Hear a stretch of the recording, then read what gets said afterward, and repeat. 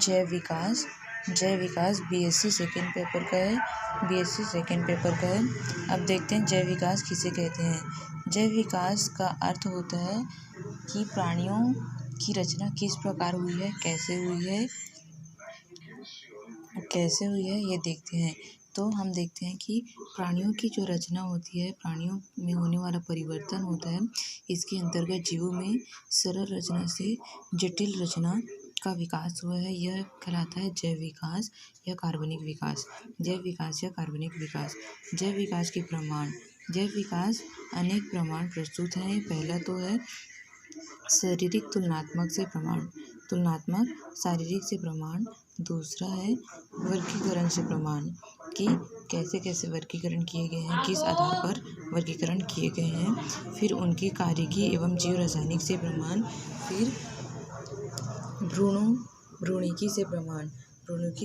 इसमें हम देखेंगे कि बहुत प्रकार से भ्रूण, जैसे मनुष्यों के भ्रूण, मछलियों के भ्रूण, सब दिखने में समान होते हैं, किंतु इनकी रचना जो है भिन्न भिन्न होती है। फिर जीवाश्मिकी से प्रमाण कि जीवाश्म किस प्रकार जैव विकास के उदाहरण हैं। फिर देखते हैं संयोजी कड़ी से प्रमाण। संयोजी कड़ी अर्थात पादप जगत, प्राणी जगत के बीच की कड़ी, संघों के बीच की कड़ी, ये संयोजी कड़ी के प्रमाण। दूसरा 7वें नंबर का देखते हैं अनुवांशिकी से प्रमाण। और 8वें नंबर का देखते हैं भौगोलिक वितरण से प्रमाण कि प्राणियों का वितरण अलग अलग क्षेत्रों में विभिन्न प्रकार से हुआ है। इसको हम देखते हैं कि किस प्रकार से हुआ है। तो पहले देखते हैं तुलनात्मक शारीरिक से प्रमाण।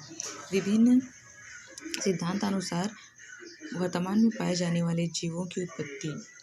बहुत से सिद्धांतों के अनुसार हम देखते हैं कि पूर्व में सरलतम जीवों के रूपांतरण है। अभी वर्तमान में जो जटिल जीव है, मनुष्य की उत्पत्ति जो है पूर्व में पहले वर्तमान सरल एक कोश के जीवों से हुई है। पूर्व में सरलतम जीवों के रूपांतरण है, इसलिए उनके लक्षणों में समानता होती है। और प्राणियों के शरीर में 3 प्रकार की रचनाएं होती है। पहला तो समजात, दूसरा समवृत्ति, तीसरा अवशेषी अंग। समजात अंग वे अंग होते हैं जिनके कार्य तो समान होते हैं। समजात अंग यानी जात एक ही प्रकार के, यानी जन्म, इनका उद्गम इनका भ्रूणीय उद्गम और मूल रचना एक ही समान होते हैं, लेकिन इनके कार्य जो है अलग अलग होते हैं। जैसे मनुष्यों के हाथ यानी भुजा जो है कार्य करने के काम आता है। घोड़े का अग्र पाँच जो है चलने के काम आता है। और चमगादड़ के पंख उड़ने के काम आता है। पक्षियों के पंख भी उड़ने के काम आते हैं। मूलतः इनकी भ्रूणीय रचना तो एक समान ही हुई है, लेकिन इनके कार्यों में भिन्नता होती है। ये समजात अंग कहलाते हैं। सभी समान अस्थियों की बनी होती है। इनकी अस्थियां जो होती है वे समान होते हैं, लेकिन कार्य जो है अलग अलग होते हैं। इसी प्रकार हम इसका डायग्राम भी देख लेते हैं। ये देखिए इसका डायग्राम, ये वाला जो है सैलामेंडर का है। ये वाला जो है क्रोकोडाइल मगरमच्छ का है। ये पक्षियों का है। इसमें देखिए, इसमें ये अल्ना और ये रेडियस है। ये रेडियस लंबा है और अल्ना थोड़ा सा छोटा है। अब देखते हैं बैट यानी चमगादड़ के पंख, ये कार्पल्स मेटाकार्पल्स जो कि 5 भागों में बटा हुआ है। ये पहला वाला थोड़ा सा छोटा है, फिर ये मुड़ा हुआ, और इसमें ये रेडियस अल्ना में विभाजित नहीं है। किसका है? चमगादड़ यानी बैट का है। अब देखते हैं वाइल का देखते हैं। इनमें चार उंगलियां दिखाई दे रही है वाइल में। अब देखते हैं ये मोल में, इनमें 1 2 3 4 5 उंगलियां दिखाई दे रही है। डिजिंग है ये वाला। अब देखते हैं ये हम मैमल्स का देखते हैं। मैमल्स में भी रेडियस और अल्ना दिखाई देता है। बीच में खाली स्थान होता है। ये वाला हिस्सा कार्पल्स है। ये वाला कार्पल्स, उसके बाद आएगा ये ऊपर वाला हिस्सा मेटाकार्पल्स, फिर ये ऊपर वाले हिस्से के नीचे में ये फेलेंजस है, और फिर ये नेल्स पाई जा रही है। ये किसका है? मेन यानी हम मैमल्स का है, मैमल्स का है। अब देखते हैं समवृत्ति अंग में वृत्ति अंग में वृत्ति मतलब कार्य, इनमें कार्य समान है, यानी ये विभिन्न प्रकार के पंख दिखाई दे रहे हैं। इनका काम केवल उड़ना है, यानी कार्य में ये समान है, किंतु इनके भ्रूणीय ऊतक जो है अलग अलग होते हैं, रचना में भिन्नता होती है। समवृत्ति अंग कहलाते हैं। उदाहरण ये वाला है टेरोप्टाइल का है, ये वाला बर्ड्स का है, और ये वाला बैट यानी चमगादड़ का है। चमगादड़ पक्षी और तितली के पंख उड़ने के लिए प्रयुक्त होते हैं, दिखने में समान होते हैं, लेकिन इनका भ्रूणीय उद्गम विभिन्न प्रकार का होता है। अब देखते हैं अवशेषी अंग, वे अंग जो प्राणियों में पाए जाते हैं किंतु कार्यशील नहीं होते। ये अंग पूर्वजों में क्रियाशील रहे होंगे, किंतु वातावरण की परिवर्तित परिस्थितियों के कारण ये अक्रियाशील या अनुपयोगी हो गए। कौन से अंग कहलाते हैं? संयोजी अंग कहलाते हैं अवशेष के रूप में। कार्यशील नहीं है लेकिन अवशेष के रूप में अंग पाए जाते हैं। किनमें? प्राणियों में। ये अंग क्या कहलाते हैं? अवशेषी अंग कहलाते हैं।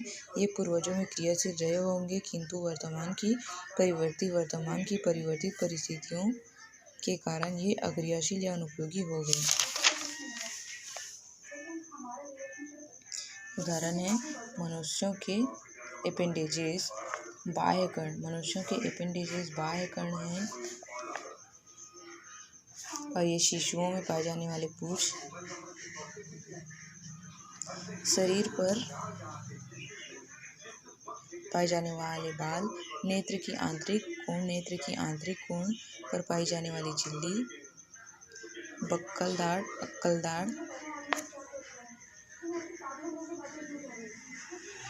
आदि ये विभिन्न प्रकार के अवशेषी अंग हैं। अब देखते हैं अवशेषी अंग हैं। अब देखते हैं वर्गीकरण से प्रमाण। गुणों में अपेक्षाकृत अधिक समानता के आधार पर लिनियस ने जीवों का वर्गीकरण किया है। वर्गीकरण के लिए जाति, वंश, कुल, गण, संघ, जगत। जाति, वंश, कुल, गण, वर्ग, संघ, जगत में विभेदित किया गया है। पहला है कारिकी एवं जैव रसायन के प्रमाण, यानी मनुष्यों में जो है समस्त प्राणियों में जैव रासायनिक संगठन तथा क्रियाओं में समानता पाई जाती है। सभी जो प्राणी हैं उनमें जैव संगठन तथा क्रियाओं में समानता पाई जाती है। उनका जैव संगठन समान होता है, उनकी क्रियाएं समान होती है। प्रत्येक जीव कोशिका में प्रोटोप्लाज्म पाया जाता है। ये प्रोटोप्लाज्म पाया जाता है, कोशिका में प्रोटोप्लाज्म पाया जाता है, जो मुख्यतः 4 तत्वों से मिलकर बना होता है। कौन से 4 तत्वों से मिलकर बना होता है? कौन से? हाइड्रोजन, नाइट्रोजन, ऑक्सीजन और कार्बन डाइऑक्साइड से बना होता है। कार्बन, हाइड्रोजन, ऑक्सीजन मिलकर शर्करा और वसा का निर्माण करते हैं। कार्बन, हाइड्रोजन और ऑक्सीजन मिलकर वसा का निर्माण करते हैं, तथा नाइट्रोजन से मिलकर प्रोटीन बनाते हैं। कोशिका जो शरीर की रचनात्मक इकाई होती है, सभी प्राणियों में पाई जाती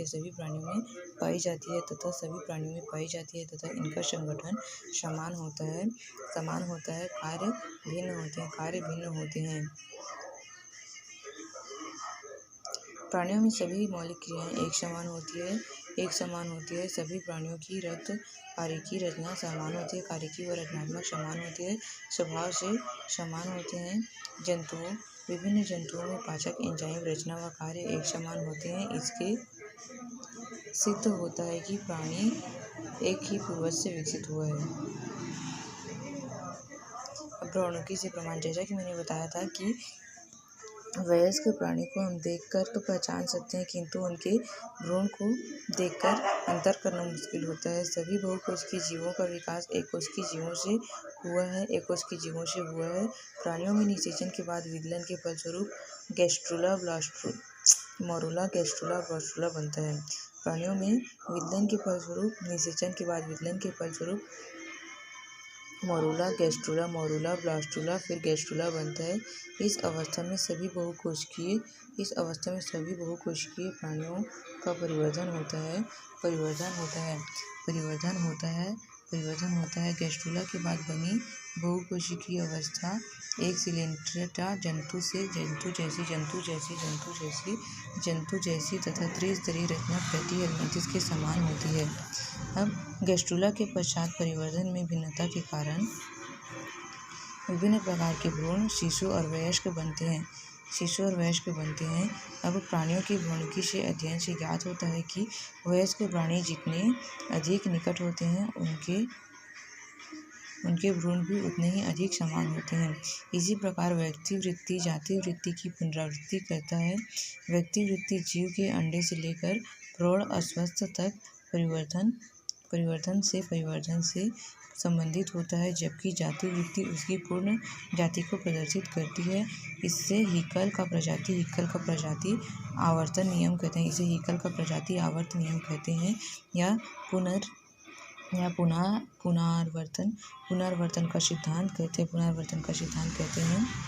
इसके अनुसार भ्रूण के विकास में उन सभी अवस्थाओं से गुजरता है जिससे होकर उसका विकास हुआ है। अब आगे का हम कल देखेंगे।